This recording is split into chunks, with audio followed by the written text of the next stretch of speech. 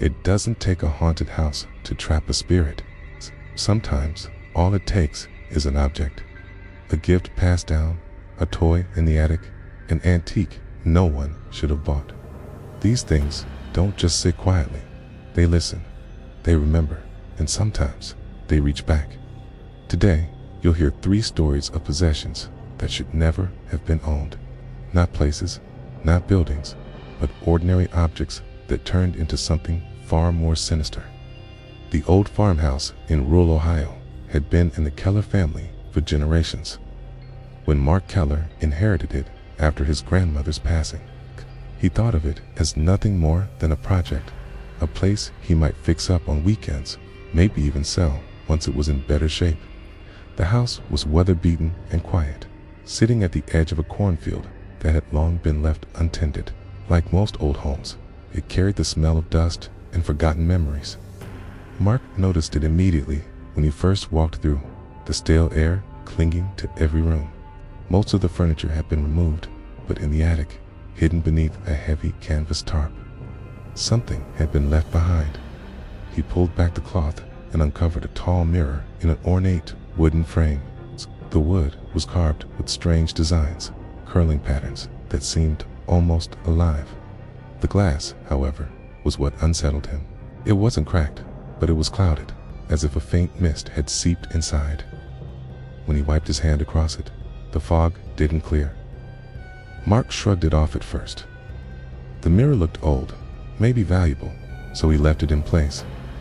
But from that night forward, things began to change. At first, it was subtle. He would climb down the narrow attic stairs, turn the light off, and later glance up to find the door ajar when he swore he had closed it.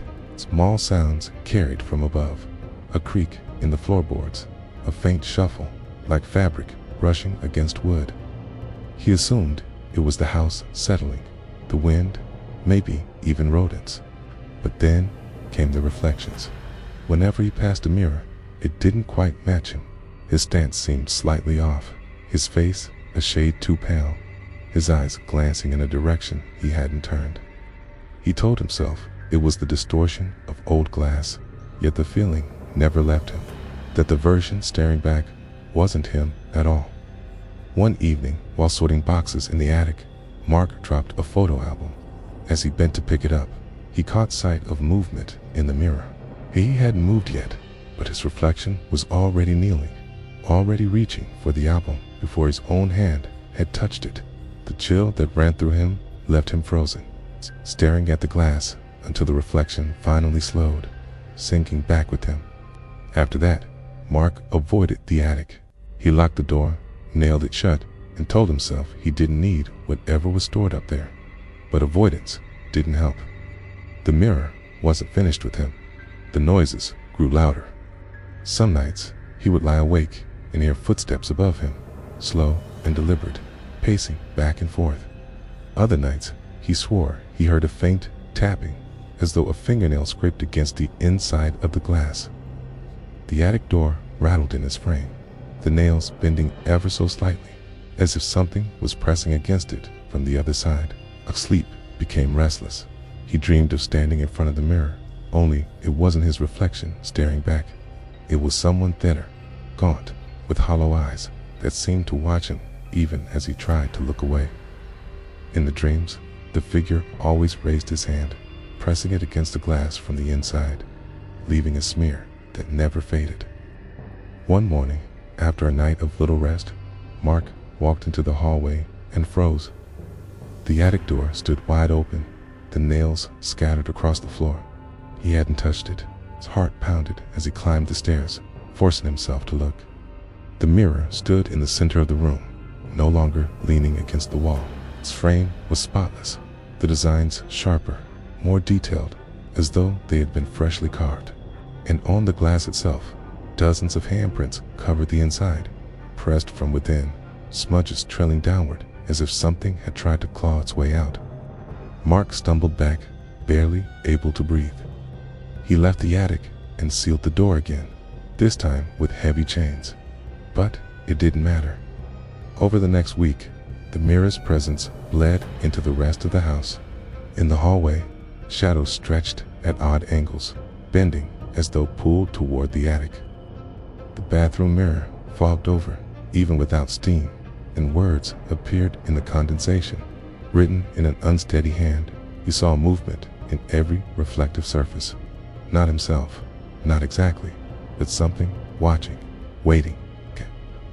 Mark's breaking point came one night when he walked past the living room window. Instead of his own reflection in the glass, he saw the figure from his dreams, standing in the attic, its hollow eyes fixed on him. He turned, and the attic light flicked on by itself. The next morning, Mark packed what he could and left the farmhouse for good. He never returned, not even to sell it. The house remains abandoned, the cornfield wild and overgrown, the attic chained shut. But the neighbors say that sometimes, when the moon is high, you can see a faint glow from the attic window, and if you look closely enough, someone is standing there, staring back. The mirror is still inside, waiting. When Emily and her husband bought the colonial house in Massachusetts, they knew it came with history. Built in the 1800s, it carried the kind of charm that realtors described as character, with slanted floors, creaking stairs, and a draft that never seemed to go away. Emily loved it anyway. She imagined filling its rooms with life again, turning it from a forgotten relic into a home. But the attic was different. It was the one space she couldn't quite warm to. Dust thickened in the corners, and a single bulb that dangled from the ceiling buzzed weakly whenever she pulled the chain. Old trunks, furniture draped in sheets, and stacks of yellowed newspapers filled the room. In the far corner, however, stood something that drew her eye every time she entered. A wooden rocking chair, and sitting on it, a porcelain doll. The doll was dressed in faded lace, its face pale and cracked with time. Its glass eyes seemed too sharp, almost wet, as if they had never dried since the day they were made. Emily assumed it was a relic left by a previous owner. She hated dolls, had always found them unsettling, but she decided to leave it where it was. After all, it had probably been in the attic for decades. So the first time she noticed it move, she thought she was imagining it. She had been cleaning, sweeping dust into a pan, when her gaze flicked to the chair. The doll's head was tilted slightly more than she remembered. She told herself she was overthinking it. She had never looked at it closely before. But a week later, when she came back to store a box of winter clothes, the doll was turned just enough that it faced the attic door. Emily's unease grew, though she tried not to let it consume her. She avoided the attic unless absolutely necessary. But one night, while lying in bed, she heard a faint creak. It was a rhythmic sound, almost like a chair rocking slowly back and forth. The house was old, full of noises, but this one seemed deliberate. The attic was directly above their bedroom. From then on, the sounds became part of her nights. Sometimes it was the creak of wood, other times a faint tapping, as though porcelain fingers brushed against the floor. Her husband dismissed it as the settling house, the wind, or her imagination, but Emily could feel the difference. These were not random sounds. They carried intent. One afternoon, determined to prove herself wrong, she climbed into the attic with her phone in hand, ready to record the stillness. The chair sat motionless, the doll sitting upright as always. She studied it carefully. Its eyes gleamed faintly in the weak attic light, its cracked lips frozen in a painted smile. She circled the chair, telling herself she would take a picture and be done with it. But when she crouched to line up the shot, she froze. In the thick layer of dust covering the floorboards, tiny trails broke the otherwise smooth surface. Lines, thin and deliberate, traced across the floor, leading to the legs of the chair, as if something had climbed into it. That night, she dreamed of the doll. She saw herself standing in the attic, unable to move, while the porcelain figure slowly rose from the chair and turned its head. Its glass eyes locked on hers, and then it smiled. Not the painted grin, but a real one, stretching across its cracked porcelain. She woke, gasping for air, her chest heavy as if something had been sitting on it. Emily avoided the attic after that. She locked the door and left the key in a drawer, telling herself that if she never went back, she would never have to see it again. But avoidance didn't stop the sounds. The rocking grew louder at night, joined by faint thuds, like small feet tapping against the floorboards. Sometimes, in the stillness of the early hours, she swore she heard laughter, faint, high-pitched, and muffled by the ceiling. Her husband continued to dismiss it, but Emily's health began to falter. She hardly slept, her nerves frayed, her eyes constantly drawn to the ceiling above their bed.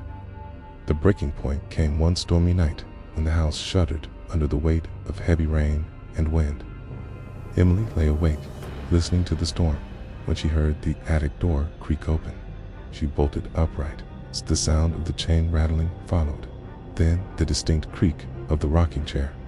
Her husband stirred, but dismissed it with a tired sigh, rolling over. Emily could not. She stared at the dark hallway, waiting for something to appear at the top of the stairs. By morning, when the storm had passed, she forced herself up to the attic once more. The door stood wide open, the key still in the drawer where she had left it. Inside, the chair was still, but the doll was gone. She searched every corner of the attic, every trunk, every box, but it had vanished. Her stomach sank as she noticed something else. In the dust, fresh trails of tiny footprints traced across the floor, leading toward the open attic door. For weeks afterward, Emily refused to be alone in the house. Every creak of the floor made her flinch. Every faint shadow in the corner of her eye felt like it might be porcelain watching. Then, one night, as she reached for her phone on the bedside table, her hand brushed against something cold and hard. She turned on the light and found the doll sitting upright on the nightstand, its glass eyes fixed directly on her. The scream that tore from her throat finally woke her husband, when he grabbed the doll and hurled it into the attic, chaining the door once more. They both agreed never to speak of it again, but Emily knew it wasn't over. The rocking continued, even louder now, as if mocking her. Some nights, the chair groaned so violently that the ceiling shook, and once, in the middle of the night, she woke to find the chains rattling, the attic door straining against them as though something small but determined pushed from the other side. The doll remained trapped, for now, but the house had changed. Its halls felt heavier, its shadows longer, and Emily lived with a constant fear that one night the chains would snap and the porcelain figure would find its way back to her room, smiling. When Marcus found the pocket watch, it seemed like nothing more than a lucky antique shop discovery. He wasn't the kind of person who collected things, but the watch caught his attention the moment he saw it in a glass display case in a small shop in Connecticut. It gleamed, despite its age, the brass polished but etched with delicate patterns that seemed almost too intricate for something so small. The shopkeeper told him it didn't work. The mechanism was rusted, the gears frozen, the hands stuck at exactly 3:17. Marcus bought it anyway. He liked the weight of it, the craftsmanship. It felt solid, permanent, as if it had a history. That night, when he set the watch on his nightstand, he thought nothing of it. But just past midnight, he woke to an unfamiliar sound. A faint, steady tick. He turned to see the pocket watch, its hands slowly moving. At first, he was thrilled. Perhaps it wasn't broken after all. But when he tried to wind it the next morning, the mechanism wouldn't budge. It was still locked, corroded in place. Yet somehow, it ticked on. Marcus told himself it was a trick of the gears, that old mechanisms sometimes sprang back to life. But the following nights made him question that logic. The watch didn't keep normal time. It stopped during the day, silent on his dresser, only to start ticking again after midnight.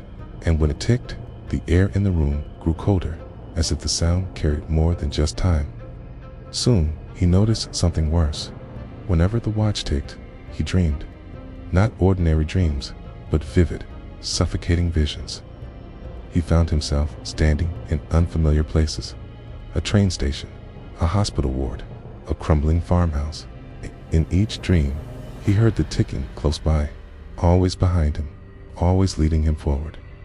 One night, he dreamed of a man hunched over a desk, writing frantically in a leather-bound journal.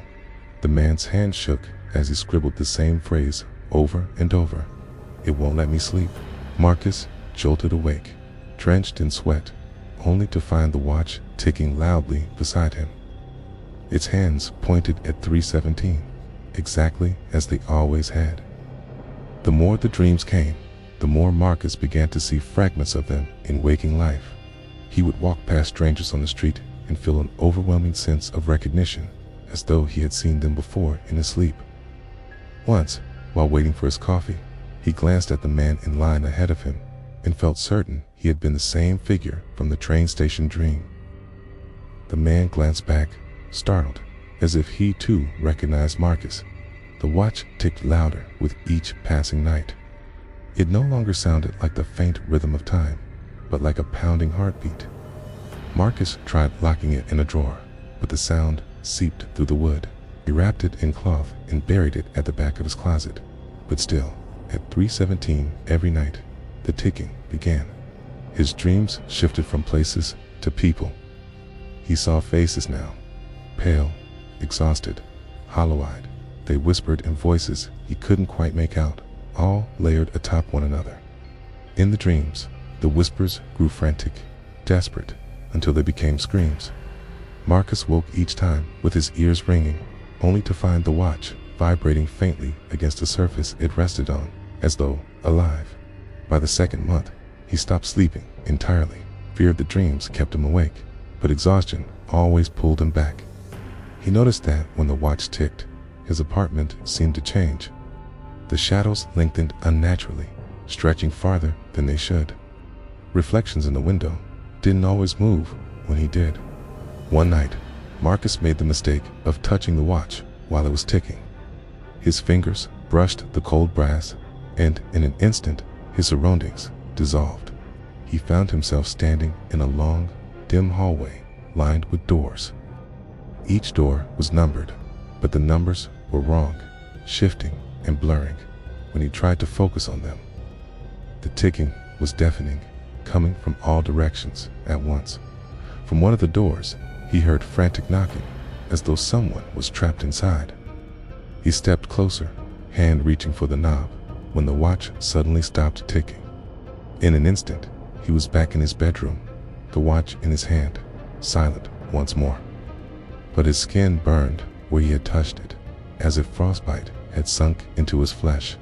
He tried to return the watch to the shop the next morning, only to find the building boarded up, the windows dark. The street itself felt wrong, as though the shop had never been there. Yet the watch remained in his pocket, heavier than ever.